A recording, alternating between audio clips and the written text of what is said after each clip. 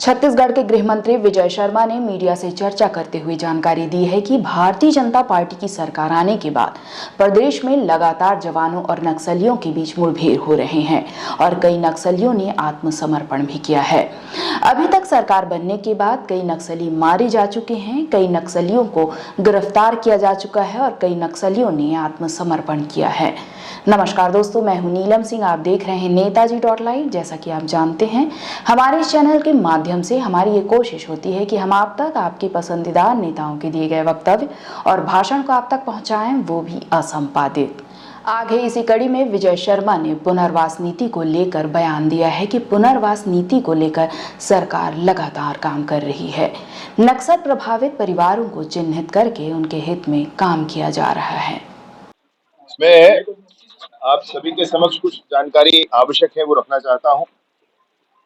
कल दिनांक मैंने परसों शाम से लेकर के कल दिनांक तक बीजापुर जिले में थाना मदेड़ में 8 लाख के नक्सली डीवीसी रैंक की मनीला पुनेम ये एनकाउंटर हुआ है। जवानों ने मार गिराया है। 1 लाख के एक है मिलिशिया सदस्य है मंगलू कुड़ियम, इनको भी जवानों ने मार गिराया है। इसके अतिरिक्त एक विशेष बात है कि 5 लाख के इनामी महिला नक्सली एसीएम है, एरिया कमेटी मेंबर है बार से मुए, ये वर्दी में पकड़ी गई और 5 लाख का इनाम है।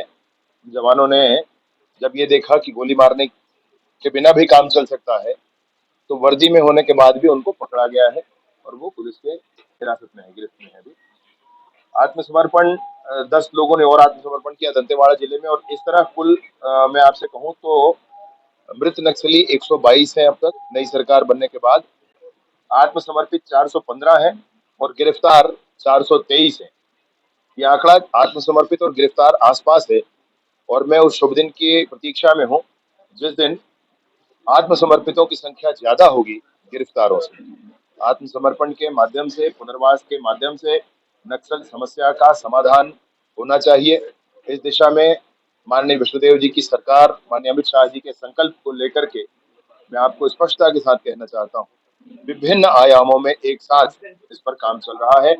उनमें से एक विशेष बात जो आपसे कहना चाहता हूँ कि मैंने आपसे उस दिन भी स्पष्ट कहा था कि 257 प्रधानमंत्री ग्राम सड़क योजना की सड़कें जिसको पिछली सरकार ने बनाने की कोशिश नहीं की थी, और उसमें से विगत 4 माह में 11 सड़कों का काम पूर्ण किया गया है। इसके बाद 85 सड़कों को और चिन्हांकित किया गया है उसमें से, और 85 में से 40 सड़कों पर निर्माण कार्य प्रारंभ हो गया है। 40 सड़कों पर निर्माण कार्य, अब ये निर्माण कार्य सामान्य नहीं हो पाते हैं, तो इन निर्माण कार्यों को पूरा करने के लिए गृह विभाग और पंचायत विभाग, दोनों विभागों के अधिकारियों की अलग टीम गठित की गई है, जिसके अंतर्गत एडीजी हमारे नक्सल ऑपरेशन के श्री विवेकानंद जी वो हैं, और इसमें आईजी नक्सल ऑपरेशन के जो है वो है, साथ ही साथ पंचायत में एसीएस निहारिका बारिक जी हैं।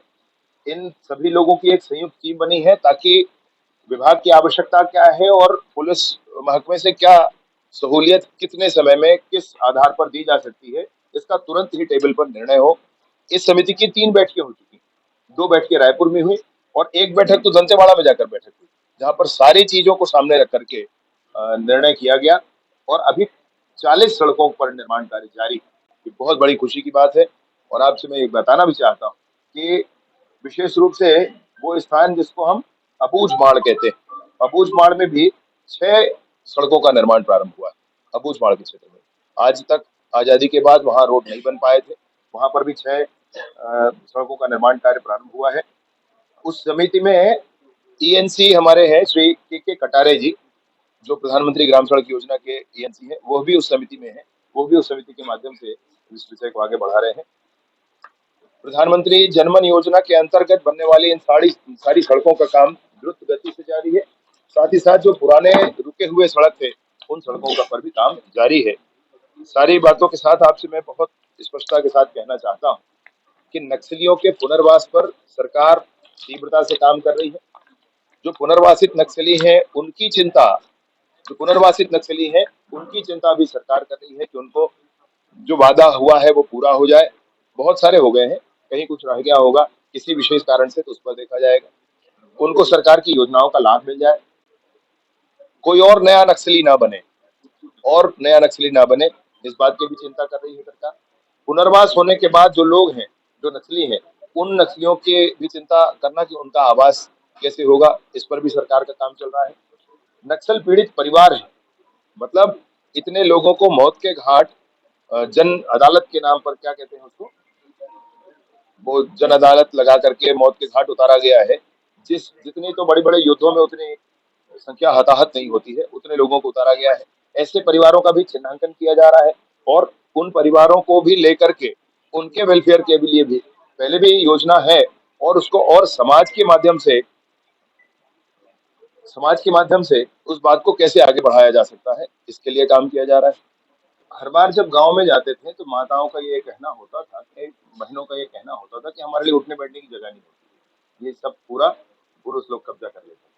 तो मसला ये हुआ कि ये बिल्कुल बात सही लगी कि महिलाओं के लिए भी एक ऐसा उचित स्थान जहाँ होना चाहिए, तो वहाँ बच्चों के भी उठने बैठने की जगह हो, स्वच्छ शौचालय हो, एक दुकान भी उसमें हो, एक ऑफिस भी उसमें हो, और महतारी सदन ऐसा पंचायत में बने जिसमें स्व सहायता समूह की बहनें बैठ पाए, अन्य जो माताएं बहनें हैं वो लोग सब बैठ पाए और अपनी पूरी प्रक्रियाओं को आगे बढ़ा पाए। तो छत्तीसगढ़ में जो ये घटनाएं हो रही है, आगजनी की घटनाएं हो रही है, 2 महिलाओं की कल मौतें हुई। अरे साहब ये तो है ही है, कोई बात ही नहीं। हर सरकार का संकल्प यही होता है, हमारे कार्य में भी यही होगा। और क्या क्या गैंग के नाम है मुझे नहीं ज्यादा मालूम है, मैं देहात गांव का रहने वाला आदमी हूँ, मुझे वो नहीं मालूम है, लेकिन जो भी होगा भाई गलत है तो गलत है। नहीं कांग्रेस पे सवाल खड़ा कर रही है, क्या अब जो है उल्टा लटका के मारना पुलिस इस प्रक्रिया में काम करेगी, क्या प्रकृति को उल्टा लटका के मारेगी पुलिस का अधिकार है? अब कांग्रेस से सवाल कर रहे हैं। अरे कहावत होता है भाई, कहावत होता है, कहावत होता है भी, कहावत होने पर मैंने ये तो मुहावरे हैं ना, इसको समझना चाहिए। लेकिन इस मुहावरे का अर्थ ये है कि सरकार का की नीति बड़ी स्पष्ट है, किसी के अवैध पैसे को यहाँ से वहां ले जाने, परिवहन करने के लिए पुलिस का उपयोग अब नहीं किया जाएगा। बस्तर से पैसा उगाही करके लाने वाला जो विषय पुलिस का होता था, वो सारे विषयों पर काम नहीं होगा। ये बात जरूर है कि जो भी गड़बड़ करेगा उसको उल्टा लटका करके सीधा किया जाए। अरे गजब क्रेज है माननीय मुख्यमंत्री जी का, गजब क्रेज है। मैं उड़ीसा के दौरे में उनके साथ गया हूँ, गजब का क्रेज है, और खूब उनकी अपील का असर है। माननीय मुख्यमंत्री जी के अपील का बहुत असर है, झारखंड में भी और उड़ीसा में भी। उड़ीसा के पश्चिमी उड़ीसा में तो आप पूछिए मत, मैं सभाओं में उनके साथ गया हूँ, मैंने देखा है बहुत माननीय मुख्यमंत्री जी का लोग सुनना चाहते हैं उनको, लोग उनके छत्तीसगढ़ मॉडल को जानना चाहते हैं, और मुख्यमंत्री जी से मिलना चाहते हैं। बहुत बड़ी बात, उनकी अपील का बड़ा असर हुआ। मतलब ये माना जाए कि छत्तीसगढ़ मॉडल जो डबल इंजन छत्तीसगढ़ मॉडल है, वो देश में अपनी पहचान बना रहा है। छत्तीसगढ़ की मुख्यमंत्री जी विष्णुदेव जी की सरकार ने, सीधी सरल सरकार ने, पालनहारी सरकार ने, विष्णुदेव सरकार ने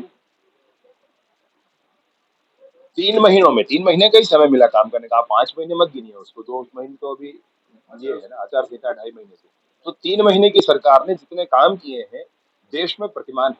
देश की किसी दूसरे राज्य की सरकार ने 3 महीने में इतने काम नहीं किए होंगे। आपने देखा क्या कह रहे थे छत्तीसगढ़ के गृह मंत्री विजय शर्मा। इसी तरह हमारे चैनल में बने रहने के लिए चैनल को लाइक करें, शेयर करें और सब्सक्राइब करें। नमस्कार।